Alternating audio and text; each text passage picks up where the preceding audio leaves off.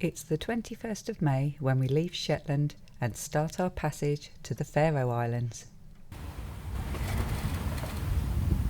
It is approximately 170 nautical miles and the forecast suggests south-southwesterly winds 14 to 15 knots and a slight sea state. It does look a very long way when you zoom out on the chart plotter. Unbeknown to us, there's another sailboat called SeaQuest also leaving Shetland this morning. We keep a really good speed for most of the passage and only encounter a few other vessels and an oil platform to avoid.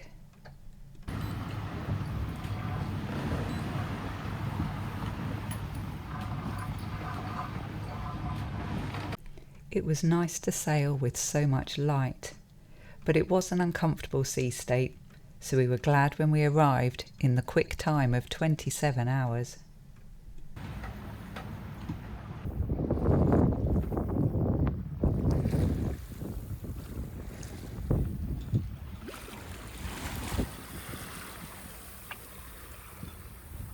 We didn't really get the best view of the Faroes when we arrived because there was so much fog.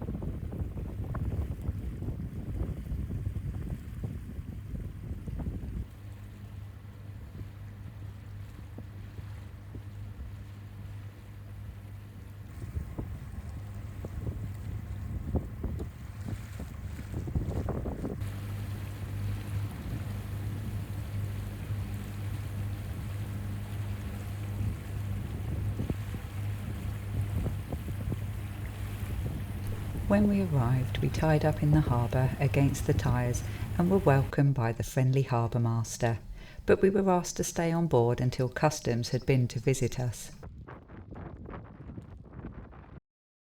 Joanna is a historic fishing smack built in Rye, Sussex in 1884.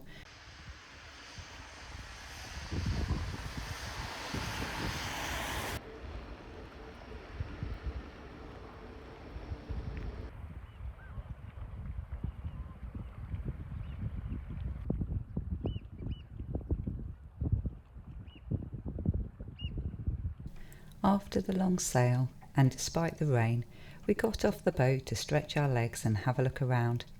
We walked to the sea cliffs, described as the historic harbour with a view.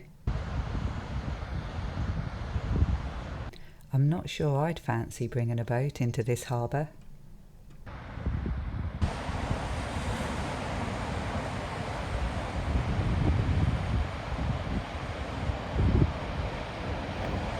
As we explored the Faroe Islands, we would soon discover that every town has a football pitch, but apparently rowing remains the number one sport here.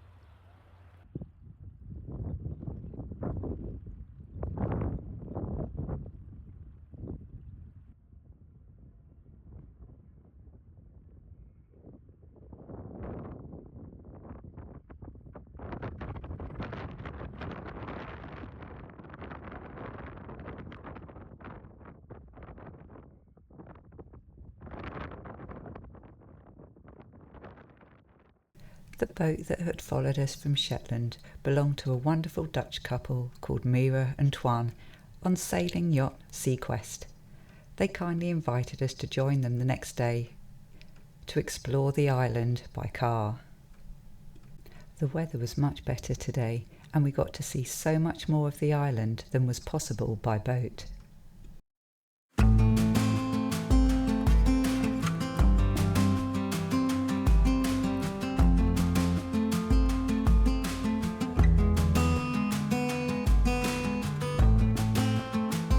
The tunnels on Suduroy were quite an experience.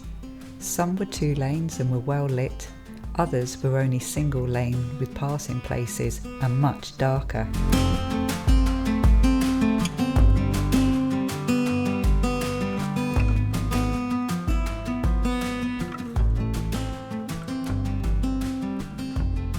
We got out and stopped at regular intervals and also took a walk to a viewpoint.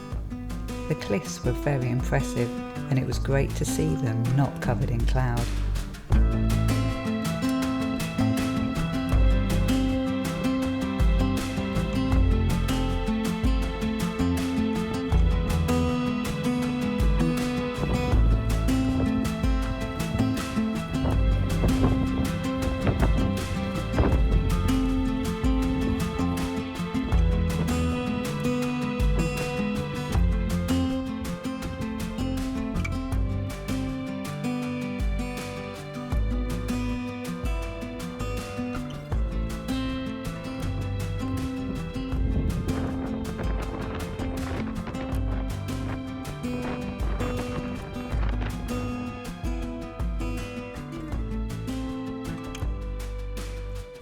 The church here is beautiful and is home to the first Faroese flag.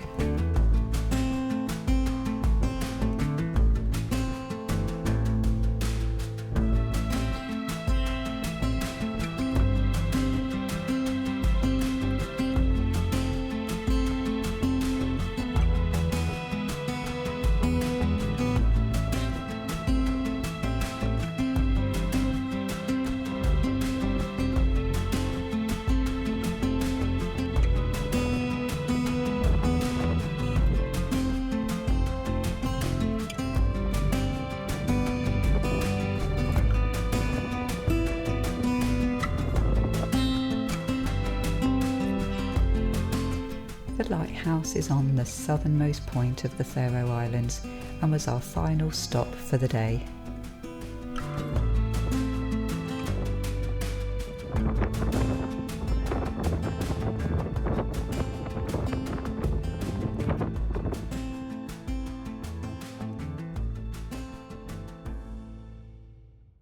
The position we had in the harbour wasn't ideal for the strong winds that were forecast, so we made the decision to sail around further north to hide away in a marina. What we hadn't anticipated, however, was the strong gusts that would come down between the mountains, and that it would be much windier than forecast.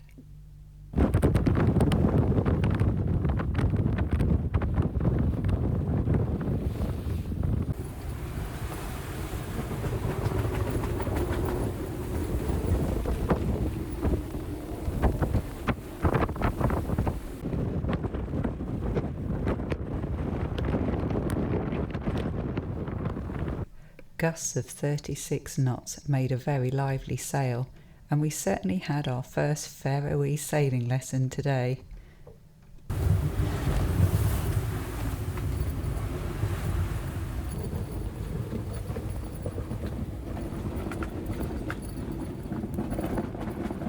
Fortunately, we weren't sailing very far, just a little bit further north on the same island of Suduroy.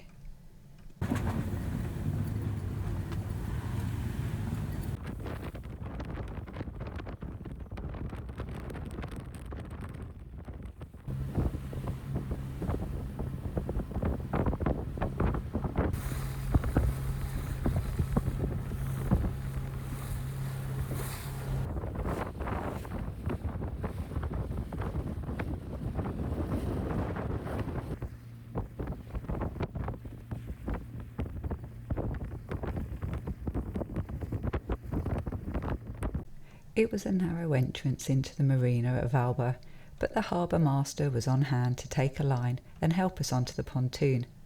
We hoped the breakwater would give us fairly good shelter for the next couple of days.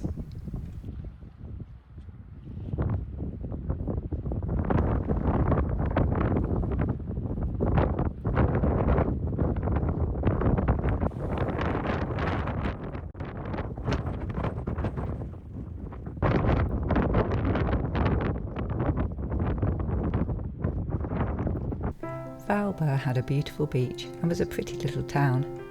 We enjoyed several walks exploring the area.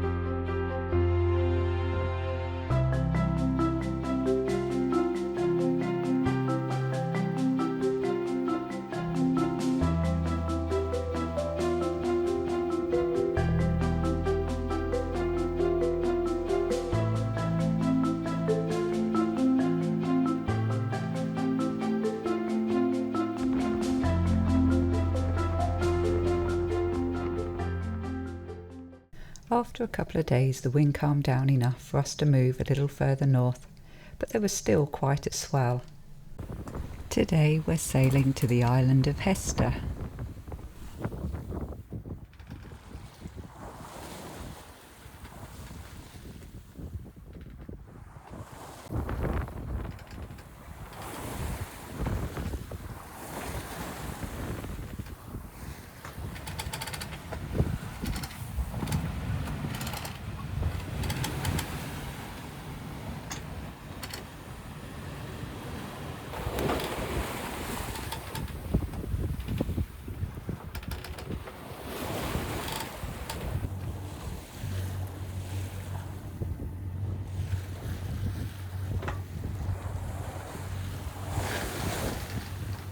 We lose the wind as we pass Suduroy and approach the islands of Hestur and Koltur, so have to put the engine on. We can just about see the caves on this side of Hestur, but we've got to sail around to the other side to find the visitors' pontoon.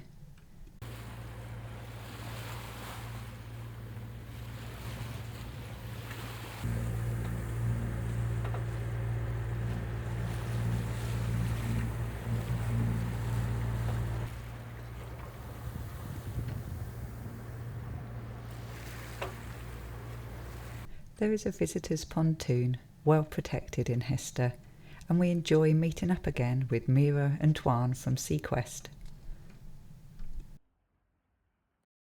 Hopefully the cloud will lift so we can see the top of the mountain before we leave.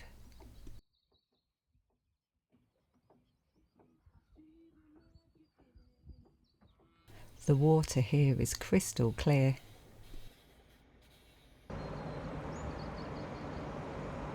There isn't a gangway to get off the pontoon, but in true Faroese efficiency, the following morning the ferry brings a lorry, a gangplank and enough workers to get it fitted within the hour before the ferry needs to leave. What an incredibly efficient team! Very impressed with the service.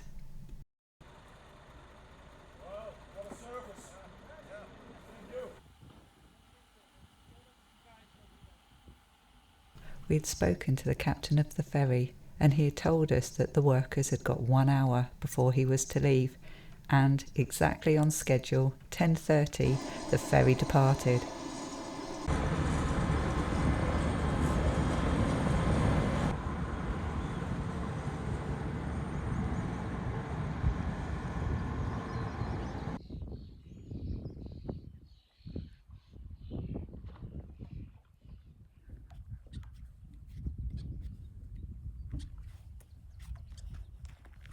We all test out the gangplank and then go for a walk and look around the small village, which is home to less than 20 people.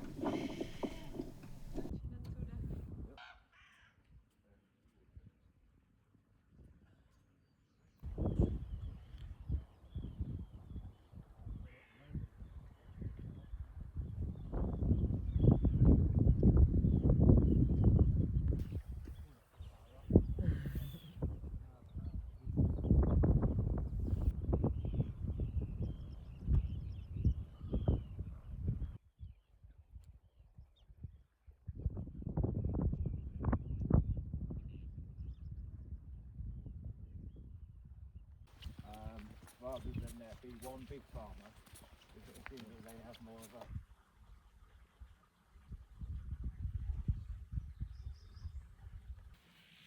What I'm surprised about that the birds don't eat these fish.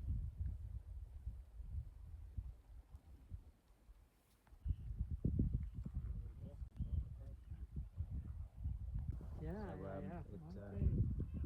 apparently it's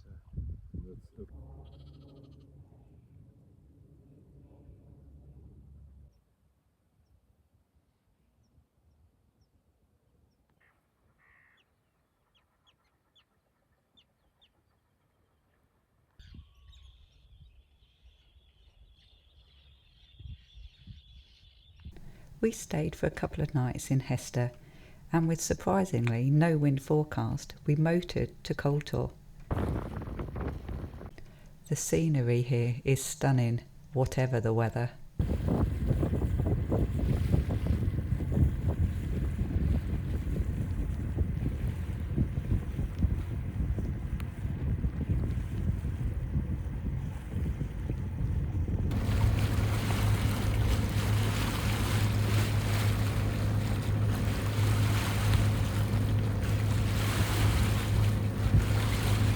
We're also lucky enough to catch a glimpse of Risso's dolphins.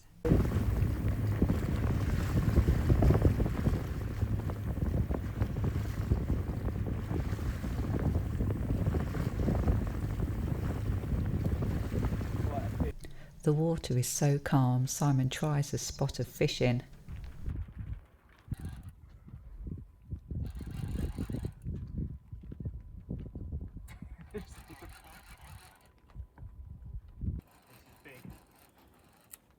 We're both hoping at this point that it won't get away. You ready? Yep. He manages to catch a number of cod, so we can share it with SeaQuest. Despite the calm weather, we decide not to anchor here, as there is little protection from the swell, and we continue on to the island of Vagar. In the next episode, we explore more of the beautiful islands and go by car to see for ourselves the subsea tunnels and the world's first subsea roundabout. What an amazing time we've had so far, and we've really enjoyed the new friendship we've made with Mira and Tuan. SeaQuest have an incredible website that not only documents their travels but also has so much useful information about the countries they have visited. So do go and check it out. I'll put a link in the description below.